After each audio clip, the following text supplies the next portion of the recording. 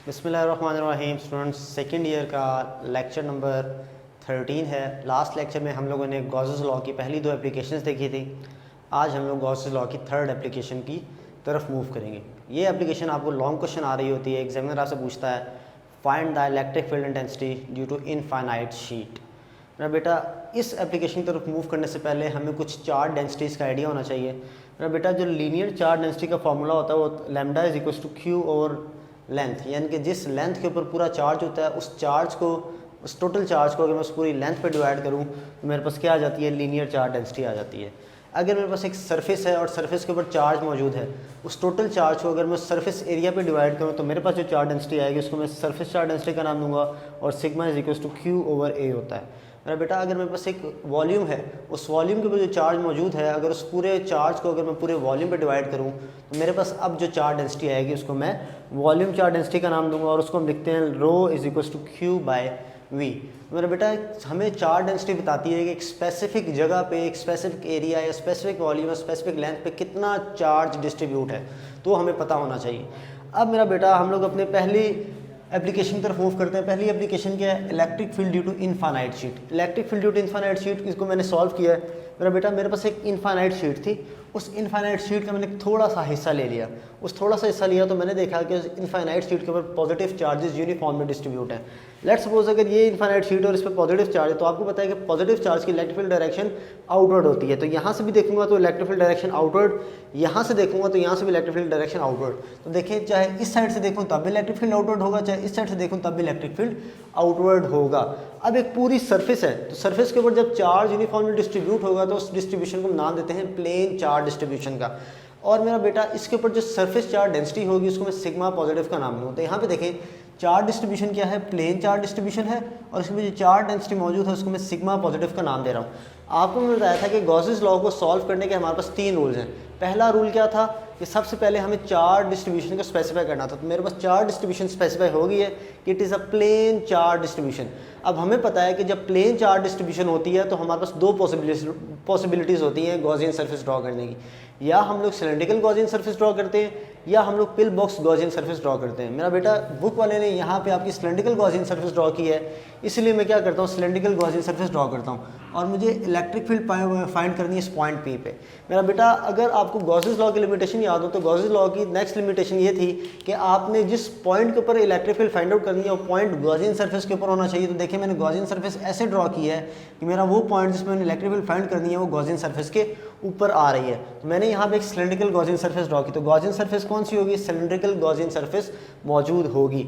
अब let's suppose ये मेरा सिलेंडर है।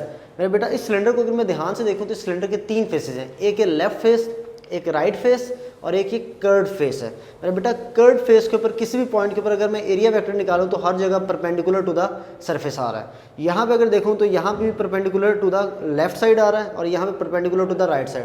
तो ध्यान से देखें, ये मेरा सिलेंडर है, ये इसकी कर्ड सरफेस है। तो कर्ड सरफेस के ऊपर जब मैं अपनी वेक्टर एरिया ड्रॉ करूँगा तो ये अपवर्ड आएगा, इस सरफेस पे ड्रॉ करूँगा तो ये आउटवर्ड आएगा और इस सरफेस पे अगर ड्रॉ करूँगा तो ये इस डायरेक्शन में आएगा।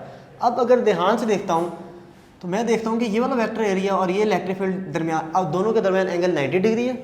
इस वाले वेक्टर एरिया और इस इलेक्ट्रिक फील्ड के दरमियान एंगल 0 डिग्री है। इस एक वेक्टर एरिया और इस इलेक्ट्रिक फील्ड के दरमियान भी एंगल 0 डिग्री है। तो इट मीन्स जब मैं प्रूफ के अंदर phi is equals to E A cos of theta को अप्लाई करूँगा तो मुझे इसकी कर्व सरफेस पे भी अप्लाई करना पड़ेगा, इसकी राइट सरफेस पे भी और इसकी लेफ्ट सरफेस पे भी अप्लाई करना पड़ेगा। तो देखें, जब मैंने प्रूफ स्टार्ट किया तो फाई इज इक्वल्स टू था ई ए और ई के ए को हम लोग लिख सकते हैं ई ए कॉस ऑफ थीटा।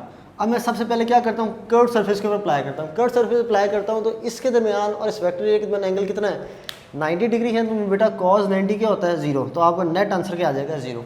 अगर मैं अपने लेफ्ट फेस की तरफ देखूँ तो इलेक्ट्रिक फील्ड और वेक्टर एरिया के दरमियान एंगल क्या है, 0 डिग्री। मेरा बेटा, cos 0 क्या होता है, 1।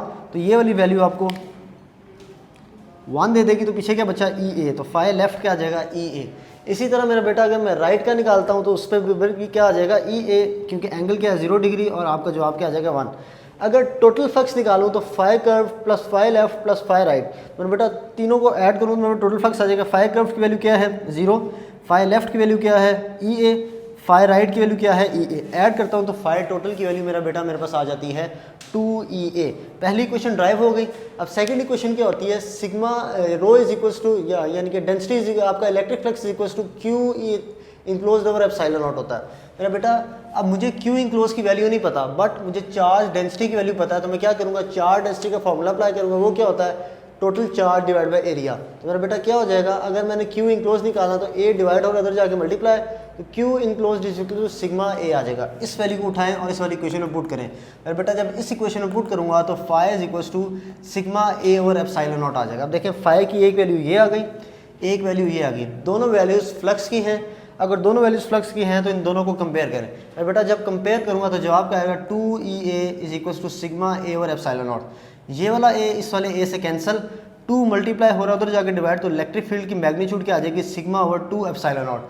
सिग्मा क्या है, चार्ज डेंसिटी है, एप्सिलॉन नॉट क्या है, परमिटिविटी ऑफ फ्री स्पेस है।